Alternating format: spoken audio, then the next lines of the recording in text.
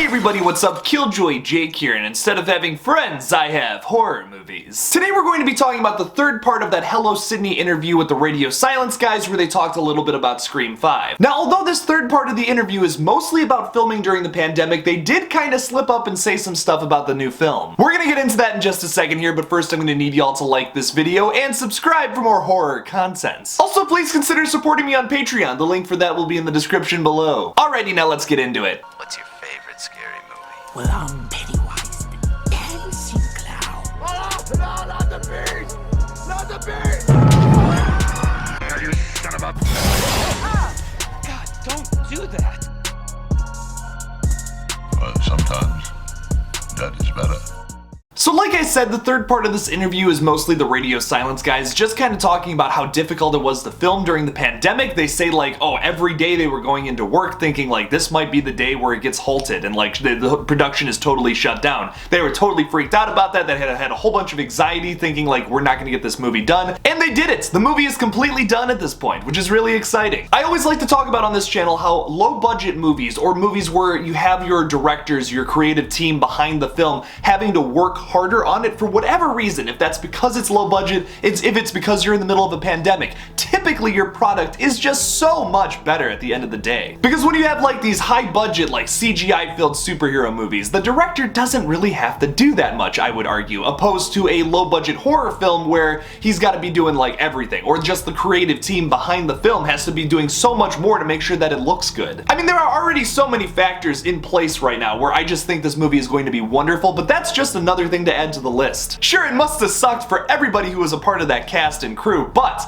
I'm telling you, because of that hardship, we're going to get such a better product. Opposed to the last two Scream films, but you didn't hear that from me. But I guess you just did, so fuck it, I'm committing to it. Now, the most interesting part of the interview is when they start talking about the characters though, because I think they may have dropped something pretty big here. Tyler Gillette says, the characters on the page were so well written. Guy Busick and Jamie Vanderbilt are just incredible and had designed the world of the story in such a beautiful way. Everyone felt different and they also all felt like real people in this heightened situation. Now of course that's promising to hear about the new characters, but what about our original trio, the people that make Scream? That is of course Sidney, Gale, and Dewey, the main trio coming back for this film. It has been a question since the beginning of this production if they were going to kill one of these character members or make one of them Ghostface. Here's what the Radio Silence boys have to say about that. Talking about this trio, Tyler Gillette says, there's no better compass for who those characters are than those three actors. Even as fans with a deep love and appreciation for those movies, the process that the three of them go to bring these characters to life is really theirs, and so it was really fun to watch them do their thing, to watch these characters come to life. When asked if they had a plan B in case of one of them didn't sign on, Matt had an adamant answer, saying it's not Scream if they are not there. Now I'm not saying that this confirms that none of these characters are going to die in the film, but it definitely sounds like they have their morals in check.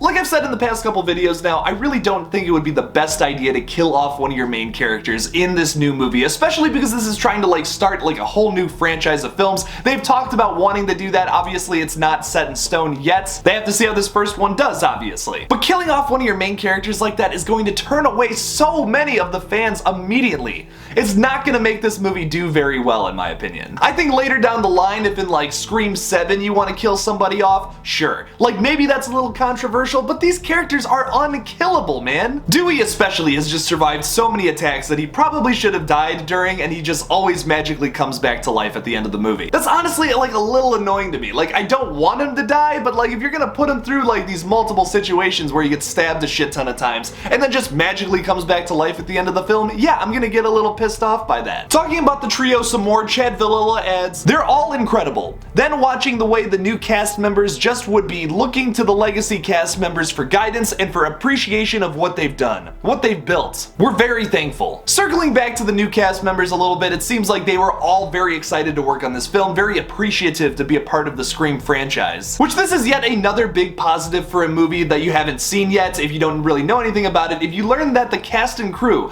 were so passionate to be in a sequel, the 5th movie in a franchise, you know it's going to be good. They even talked at one point in this interview saying that like these people were calling them saying, please I don't even care what role I have. I just want to be a part of the Scream franchise. That is so cool, man. I love when you see that kind of passion for, especially for like horror films like this, where like I feel like a lot of people underappreciate them, but they're so good. And then these actors will come in and give these amazing performances and make such a wonderful little sequel. Unfortunately, Hollywood likes to kick around the horror subgenres and just the genre in general. We never win awards for anything, but like I love when you have these big actors like this, like Jack Quaid, Jenna Ortega, Melissa Barrera, just coming onto a like the 5th film in a franchise of movies and being like, I am so excited to be in this fucking movie. That is just so cool to me. It's why Scream 5 is the film that I'm just the most excited for out of all the new upcoming movies. It's just like, it's gonna be so cool, man. You have these big time actors coming into the 5th movie in a franchise. Like, that is so cool. I can't stop saying it. I have no doubt in my mind Scream 5 is gonna kick a shit ton of ass. And now we may or may not have confirmation that none of the new trio is going to die, which is good news to some, bad news to others. Leave me a comment about that down below, about how you think about that. Do you want like one of the main trio characters to die, or like not really? Leave me something about it in the comments below. Thank you all so much for watching my new Scream 5 update. Don't forget to like this video and subscribe for more horror content. I swear I'll be talking about things other than Scream 5 in the future. Sorry there's been 4 Scream updates this week. There's just been so much to talk about. Follow me on Twitter, Instagram, and TikTok. Just look up KillJoy Jake and I'll come up. Please consider supporting me on Patreon as well. The link for that will be in the description below. And as always, don't forget to kill it out there, y'all.